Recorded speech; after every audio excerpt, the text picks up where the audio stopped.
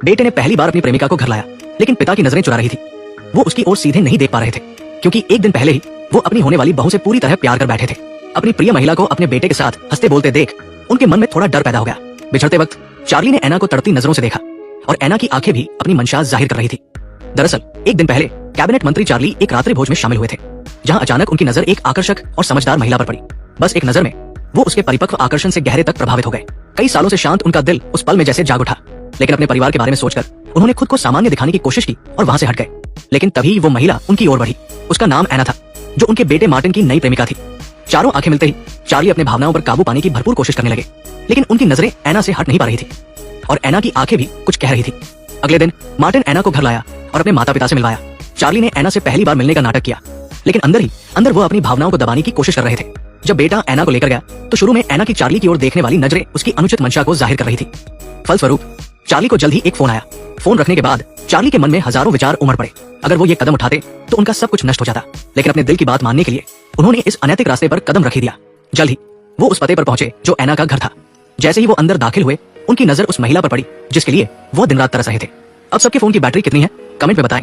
एक ही बैटरी प्रतिशत वाले दोस्त बन सकते हैं। उसका सुंदर चेहरा और परफेक्ट काया देखकर चार्ली एक पल में सम्मोहित हो गए। उस क्षण समय जैसे ठहर सा गया। चारों आंखें मिली, लेकिन दोनों में से किसी ने कुछ नहीं कहा। उनके दिल में जो चल रहा था उसे शब्दों में बयां नहीं किया जा सकता था। जुनून के बाद चार्ली ने अपने कपड़े ठीक किए, एना को एक नजर दी और फिर ऐसे काम पर लौट गए जैसे कुछ हुआ ही ना हो। शाम को बेटे ने एना के साथ परिवार को रात के खाने पर आमंत्रित किया। एना को अपनी सामने बैठे देख चार्ली का मन शांत नहीं हो पा रहा था। जिस महिला से वो गहरे प्यार करते थे, उसे अपने बेटे के पास बैठे देखना उनके लिए तीरों की तरह चुभ रहा था। उस हताशा ने उन्हें सांस लेना भी मुश्किल कर दिया।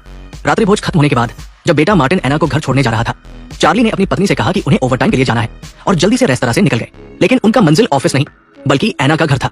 बेटे के जाने का इंतजार करने के बाद वो जल्दी से एना के घर में दाखिल हुए। एना को शायद पहले से ही इसका अंदाजा था।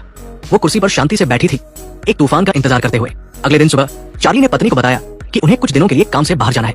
पत्नी को कोई शक नहीं हुआ, लेकिन उसे क्या पता था कि चार्ली वास्तव में एना से मिलने जा रहे थे। ये जानकर कि बेटा एना को घुमाने ले जा रहा है, चार्ली ने उनके होटल के सामने एक कमरा बुक कर लिया ताकि वो हर दिन एना को देख सके।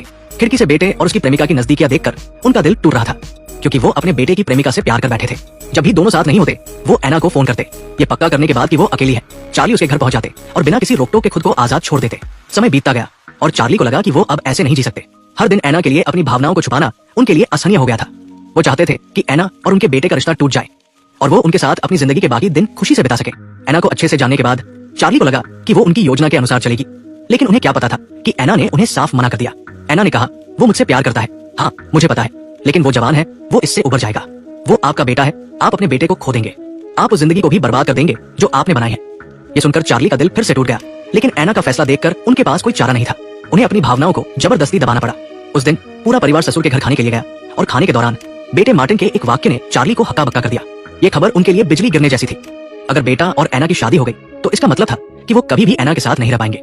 घबराहट में उन्होंने अपनी भावनाओं को संभाला ताकि पत्नी को उनकी आंखों में कुछ भनक न पड़े। रात को बिस्तर पर चार्ली सो नहीं सके। वो सोच रहे थे कि बेटे और एना को अलग कर देंगे, लेकिन अब दोनों शादी करने वाले थे। ये उनके लिए किसी भी हाल में स्वीकार्य नहीं था। नींद न आने पर वो नीचे शराब पीने गए, लेकिन तभी एना बाहर उनका इंतजार कर रही थी। चारों आंखें मिली, दोनों ने कुछ नहीं कहा और एक दूसरे के दिल की बात समझते हुए एना के कमरे में चले गए। जुनून के बाद जब हताश चार्ली अपने कमरे में लौटने लगे तो उनकी बेटी, जो पानी पीने आई थी, ने उन्हें एना के कमरे से निकलते देख लिया। घबराए चार्ली ने कुछ नहीं कहा और सामान्य दिखने की कोशिश करते हुए अपने कमरे में चले गए। जल्द ही बेटे की शादी की तारीख तय हो गई। एना ने अपनी मां को रात के खाने पर बुलाया, लेकिन उदास चार्ली का बोलने का मन नहीं था और उनकी ये हरकत ससुराल वालों की नजरों से नहीं बची।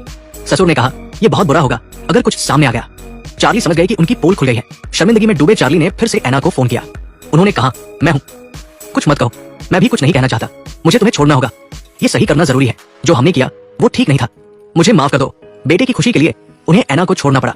जब उन्हें लगा कि अब वो उससे रिश्ता तोड़ सकते हैं, तभी उनके सेक्रेटरी ने एक पार्सल आकर दिया। उसे खोलने पर पता चला कि उसमें एना द्वारा भेजा गया एक पता और चाबी थी। फिर एना उस अपार्टमेंट में पहले से पहुंच गई, उसे सजाया और चार्ली का इंतजार करने लगी। जल्द ही चार्ली उस छत पर बने गुप्त अपार्टमेंट में पहुंच गए, लेकिन उन्हें नहीं पता था कि वो दरवाजे में चाबी छोड़ आए। दोनों मिलते ही खुद को रोक न सके और ये सब कुछ भूल गए कि बेटा मार्टिन चुपके से पीछे आ गया था। एना ने जो अपार्टमेंट किराए पर लिया था, उसका मकान मालिक मार्टिन का दोस्त था। प्रेमिका के इस गुप्त किराए के बारे में जानकर मार्टिन वहां पहुंचा। घबराते हुए वो छत पर आया और दरवाजे में चाबी देखकर बिना सोचे अंदर चला गया। जो उसने देखा वो उसे स्तब्ध कर गया। उसका पिता उसकी प्रेमिका के साथ था। मार्टिन अपनी आंखों पर यकीन नहीं कर पाया। वो उस शर्मनाक जगह से भागना चाहता था, लेकिन पीछे का रास्ता नहीं देख पाया। चार्ली ने मरे हुए मार्टिन को गोद में उठाया। उन्हें कभी नहीं लगा था कि वो अप्रत्यक्ष रूप से अपने बेटे की मौत का कारण बनेंगे। ये देखकर एना चुपचाप चली गई। जब हताश चार्ली घर लौटे, उनकी पत्नी खुद को कोसते हुए टूट चुकी थी। उसे यकीन नहीं हो रहा था कि हमेशा परिवार का ख्याल रखने वाला उसका पति ऐसा कर सकता है और इसके इतने भयानक नतीजे होंगे। पत्नी को दुखी देखकर चार्ली कुछ नहीं बोले। अब उनके पास सफाई देने का चेहरा नहीं बचा था। पत्नी को संभालने के बाद उन्होंने कैबिनेट मंत्री की नौकरी से इस्तीफा दे दिया। 3 साल बाद चार्ली अकेले एक छोटे से कस्बे में नजर आए। परिवार का सामना करने की हिम्मत न होने के कारण वो अपनी पत्नी से तलाक ले चुके थे। वहाँ वो स्वस्थ जिंदगी जीते हुए मौत का इंतजार कर रहे थे। उन्होंने बेटे की तस्वीर छपवाई और हर दिन उसके सामने पश्चाताप और प्रार्थना करते। इसके साथ ही फिल्म खत्म हो जाती है।